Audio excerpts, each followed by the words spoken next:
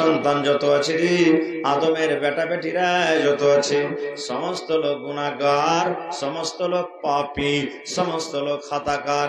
কিন্তু নবী বলেছেন উম্মত, গুনাহগারের মধ্যে, পাপীদের মধ্যে ওই উম্মত, ওই আল্লাহর বান্দা সব থেকে বেশি ভালো রে, সব থেকে বেশি ভালো। আত-তাওয়াবুন, যে গুনাহ করার পর তওবা করবে, তওবা করবে, যে গুনাহ করার পর, ওই লোকটা হলো আল্লাহর কাছে সব থেকে বেশি ভালো। তাহলে বোঝা গেল মানুষের কাম হলো গুনাহ করা, মানুষের কাম হলো গুনাহ করা।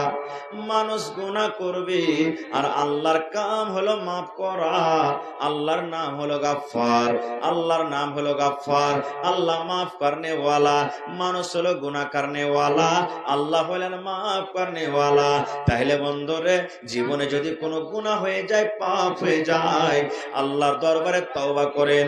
তওবা করতে গেলে আল্লাহ রাব্বুল আমিন জীবনের গুনাহকে মাফ করে দিবেন, জীবনের গুনাহকে আল্লাহ মাফ করে দিবেন। কিন্তু তওবা করতে হবে। এবার তওবাটা কেমন করতে হবে? কত মানুষ তওবা করবে দেখেন, তওবা আস্তাগফিরুল্লাহ, তওবা আস্তাগফিরুল্লাহ, তওবা আস্তাগফিরুল্লাহ। জি না, এটা তওবা হয় না। আস্তাগফিরুল্লাহ